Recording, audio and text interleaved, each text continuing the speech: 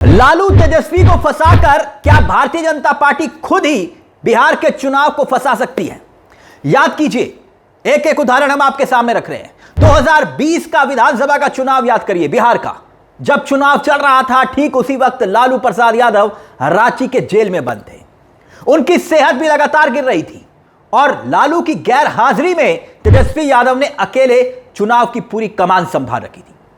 Bharatiya Janata party भाप ही नहीं पाई थी कि लालू यादव के जेल में बंद होने की वजह से अंदर ही अंदर एक सहानुभूति की लहर बह रही है। नतीजा क्या हुआ? सत्ता से बाहर रहने वाले आरजेडी के कर्ता धर्ता, आरजेडी के तेजस्वी यादव बिहार विधानसभा चुनाव में पार्टी को उस मुकाम पर लाकर खड़ा कर देते हैं जो कभी किसी ने सोचा नहीं था। लालू तेजस्वी राबड़ी पर मुकदमे से आरजेडी को अब फायदा होगा या नुकसान होगा, यह सवाल उठ रहे हैं। क्योंकि जैसे कि आप जानते हैं कि पूरे बिहार की नजर 13 अक्टूबर को दिल्ली से आने वाली एक खबर पर टिकी थी। इंतजार था पूरे देश को। एक तरह से यह तय भी माना जा रहा था कि होने क्या वाला है। आईआरसीटीसी घोटाले के मामले में लालू प्रसाद यादव, राबड़ी देवी और उनके बेटे तेजस्वी यादव पर दिल्ली की राउस एवेन्यू कोर्ट ने आरोप तय कर दिए हैं। अब यह मामला क्या है, उससे पहले यह मामले पर हम आए, उससे पहले एक संजोग या प्रयोग, यह जिक्र क्यों किया जा रहा है? जहां जहां चुनाव होते हैं वहां वहां विपक्ष की पार्टियों के बड़े बड़े नेता या तो जेल जाते हैं या फिर ईडी इनकम टैक्स की एंट्री उस राज्य में होती है। लेकिन अब जरा से इस पैटर्न को समझने की कोशिश कीजिएगा। याद कीजिए, आंध्र प्रदेश में चुनाव हुआ। आंध्र प्रदेश यानी कि टीडीपी। आंध्र प्रदेश के चुनाव के दरमियान क्या कुछ हुआ? आंध्र प्रदेश के चुनाव से पहले चंद्रबाबू नायडू सलाखों के पीछे गए। ठीक झारखंड में चुनाव हुआ, उससे पहले हेमंत सोरेन सलाखों के पीछे भेज दिए जाते हैं। महाराष्ट्र में भी अजीत पवार बड़े आरोपी हुआ करते थे। हालांकि बाद में वो भारतीय जनता पार्टी के साथ आ गए और फिर वॉशिंग मशीन में धुल गए, गठबंधन में आए। अब दिल्ली के चुनाव पर आइए। संजय सिंह, अरविंद केजरीवाल, मनीष सिसोदिया, सोमनाथ भारती, ये सभी तो सलाखों के पीछे गए। पैटर्न हर स्टेट का कुछ वैसा ही दिखता है।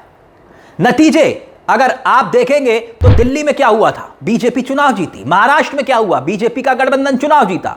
यह सब कुछ हमने आपने सबने देखा। लेकिन हां, एक राज्य ऐसा था, झारखंड, जहां पर मजबूती के साथ, ताकत के साथ जेएमएम ने चुनाव लड़ा। कल्पना सोरेन, जी हां, कल्पना सोरेन ने ताकत लगाई और झारखंड में भारतीय जनता पार्टी की दाल नहीं गल पाई।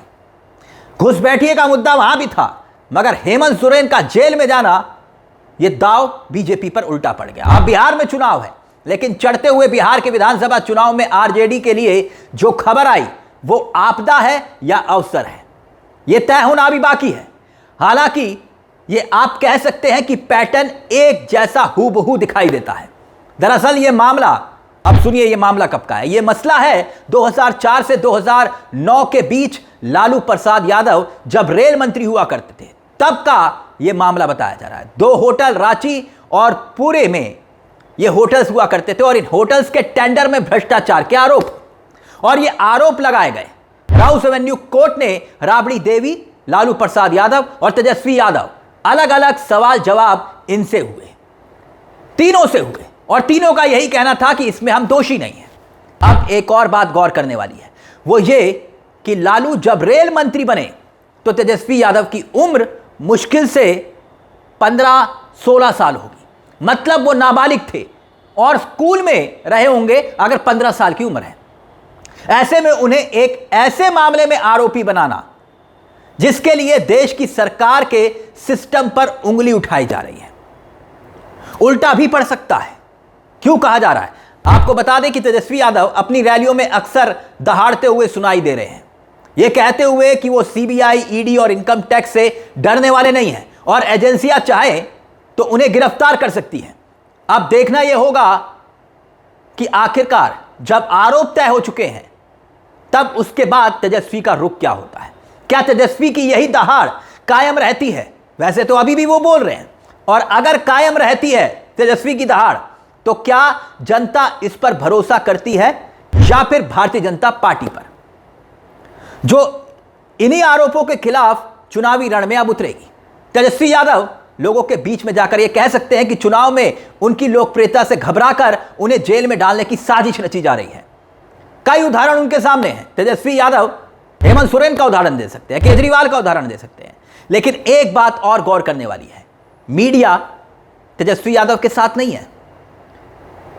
मीडिया, खास तौर पर जो देश की होनहार मीडिया है, लालू प्रसाद यादव के खिलाफ एक संगठित गिरोह की तरह अभियान छेड़ चुकी है।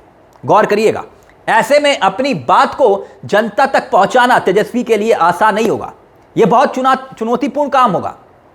लेकिन इस पैटर्न को समझना बहुत जरूरी है कि आखिरकार जब किसी राज्य में चुनाव आता है, जब चुनाव आता है, तब वहां पर विपक्ष के साथ ऐसी घटनाएं क्यों होने लगती हैं।